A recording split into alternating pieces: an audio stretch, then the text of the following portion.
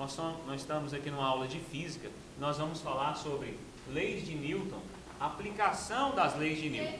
Estamos respondendo alguns exercícios. Esses exercícios é para você revisar para a sua prova, na escola, e também para se preparar para o vestibular, para o Enem. São os conceitos iniciais que nós vamos estar trabalhando. Vem para cá então.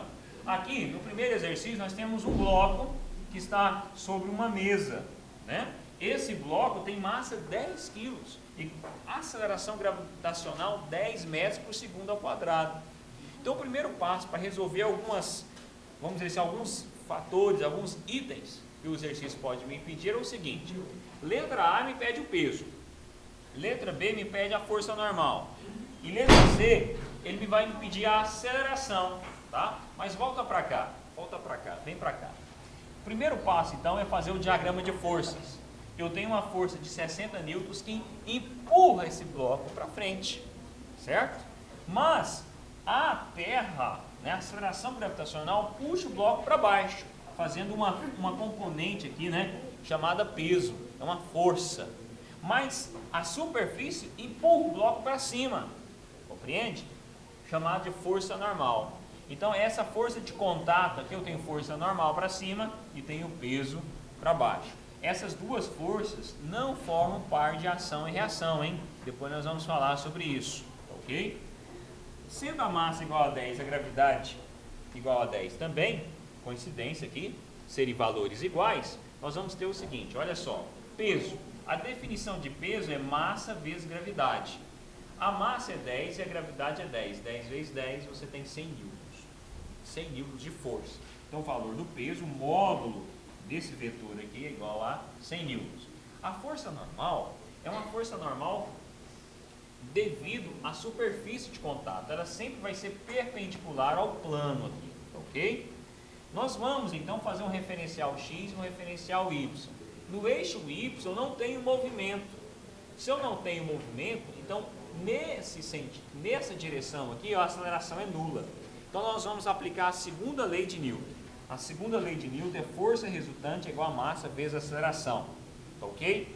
A força resultante é a interação entre força normal e peso. Então eu tenho força normal menos o peso, a aceleração é zero, então toda essa componente aqui, ó, à direita, esse fator vai ficar zero.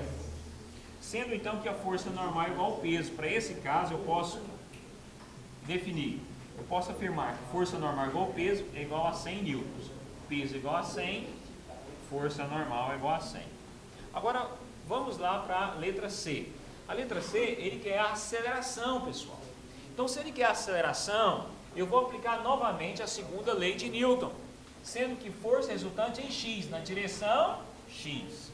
Eu tenho uma força empurrando o bloco de 10 kg, de massa 10 kg, eu tenho uma força de 60. Então substituir os valores, passei o 10 aqui, você pode simplificar, o resultado vai ser 6 metros por segundo ao quadrado. Então na direção da força eu tenho uma aceleração de 6 metros por segundo ao quadrado. Agora eu vou responder com vocês o exercício 3. Vamos lá? O exercício 3 é bem semelhante ao 2. Presta atenção aqui, ó. Sendo que eu tenho uma força que empurra o bloco de 100 newtons e tenho uma força de resistência de 20 newtons. Apareceu uma força de resistência. Nós vamos conceituar essa força como força de atrito. Nós vamos ver que a força de atrito é a força que impede o movimento. Se eu aplico uma força nesse sentido, a força de atrito é sentido contrário nesse caso. Então vamos lá, pessoal. Primeiramente, qual é o primeiro passo? Fazer o diagrama de força. Então para baixo eu tenho o peso, para cima eu tenho a força normal. Aqui eu tenho a força motora e aqui eu tenho a força de atrito. Já estão colocadas, já foram definidas no exercício. A massa é de 40 kg e a gravidade continua sendo 10 metros por segundo ao quadrado. Então vamos lá, pessoal, como que eu vou calcular o peso? O peso é massa vezes gravidade.